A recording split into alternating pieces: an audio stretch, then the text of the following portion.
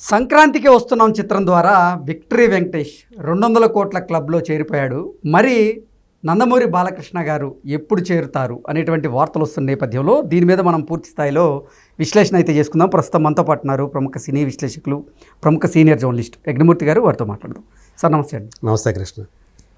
సంక్రాంతి బరిలో నిలిచినటువంటి సంక్రాంతికి వస్తున్నాం చిత్రం ద్వారా విక్టరీ వెంకటేష్ గారు హిట్ని అందుకొని 200 కోట్ల క్లబ్లో అయితే చేరారు.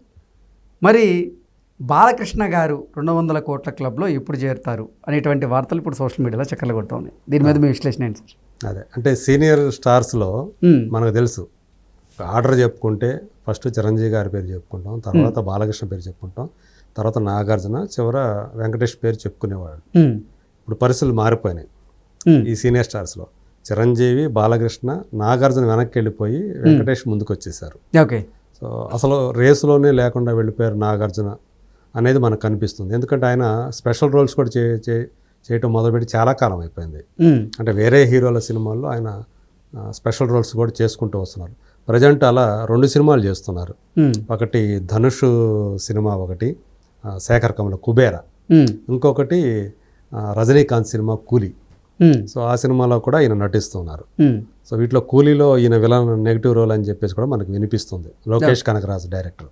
సో అట్లాగే ఇది తెలుగు సినిమాల్లోనే ఆయన కొన్ని స్పెషల్ రోల్స్ చేసిన సంగతి మనకు తెలుసు. ఎప్పుడో వచ్చినటువంటి కృష్ణార్జున అనే సినిమాలో కూడా మంచు విష్ణు హీరో అయితే ఈయన ఒక స్పెషల్ రోల్ చేయటం ఇట్లాంటి గమనించవచ్చు మనం. అలాగే శ్రీకాంత్ హీరోగా చేసిన సినిమాలో దాని పేరు గుర్తు నిన్నే ప్రేమిస్తా, అప్పుడే చేశారు.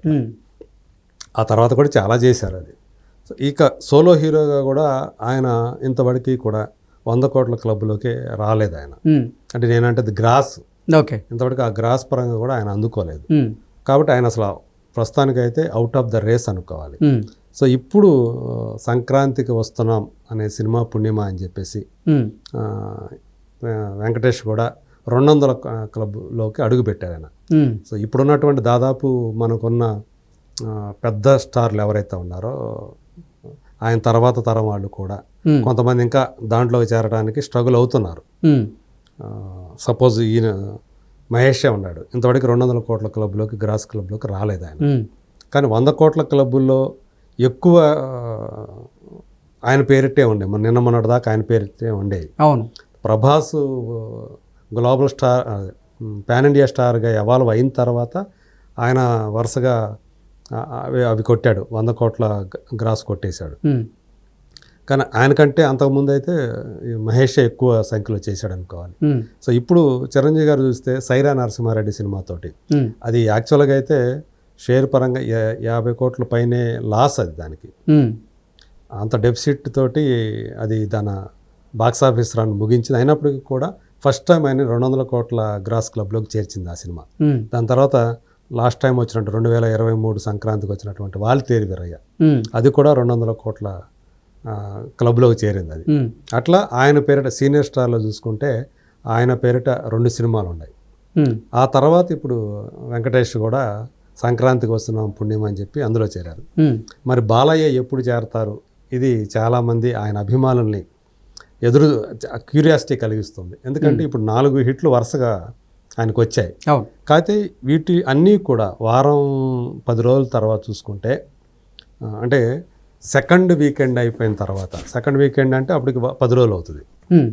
మొదటి వారాంతం అంటే 3 రోజులతో అయిపోతుంది. అది తర్వాత రెండో వారాంతం వచ్చేటప్పుడు ఇంకొక వారం రోజులు, 10 రోజులు అయిపోయిన తర్వాత 11వ రోజు నుంచి యూజువల్గా ఆయన సినిమాల కలెక్షన్లు తగ్గుముఖం పట్టడం అనేది ఇప్పుడు దాకా జరుగుతూ వస్తున్నటువంటి ఒక ప్రాక్టీస్, ఒక విధానం అనుకోవాలి.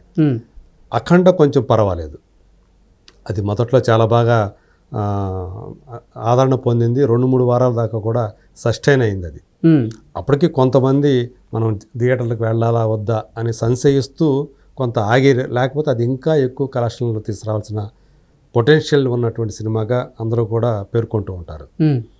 కానీ అది కూడా ఆ 150 క్లబ్లో కూడా రాకముందే ఆగిపోయింది.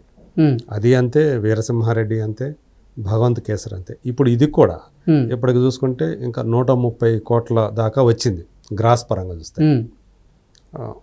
ఇంకా ఇది కూడా 200 క్లబ్లోకి చేరే అవకాశాలు కనిపించట్లేదు. కాబట్టి అఖండ 2 మీద ఇప్పుడు అందరి ఆశలు ఉన్నాయి.